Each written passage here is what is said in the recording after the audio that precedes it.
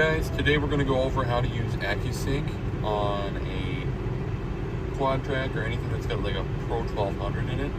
So we just activated, put a demo code into this unit. This is just a quad we're using for reference. So we're going to jump into our field and silo icon over in the top right corner of the screen. And then we're going to scroll down and then we're going to see where it says Accusync no job. And then we're going to look for the jobs we created before. So if we go into our job list, this is where we're going to select, and we can filter what jobs are close by to us. So those jobs that we created a little while ago, that's what the name was tighten a lot. And we can usually, if we choose by proximity, we can select job over here, but we can do it by date as well. So if we drop down, select which one we're messing with, and we can see everything. And then if we hit join, and then it'll tell us how many swaths are associated with it, how many boundaries, and once we're fully joined, it'll tell us, kind of what's going on. And if we go back to our swath screen or map screen, it'll show us our coverage as well.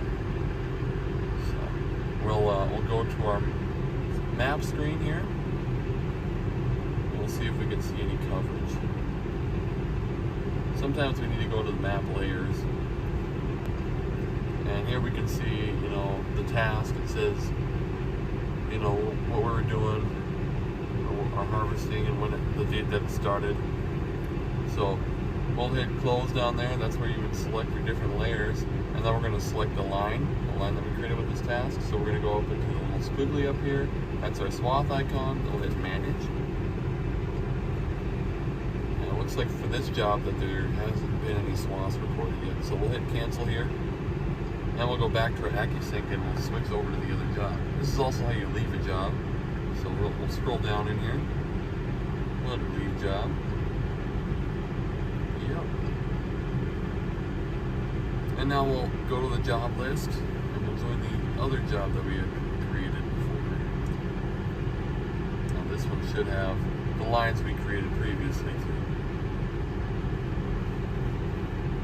So as soon as we're done and ready to join, now we can go back to our map screen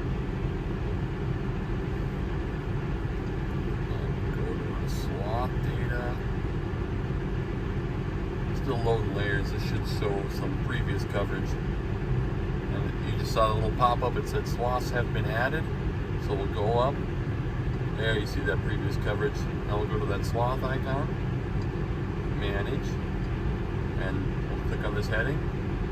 And this heading was made by Combine. So we'll hit apply. And if we were to go driving, they would have our coverage in green and previous coverage in blue. So just like that. If you got any questions, please let me know. Thanks.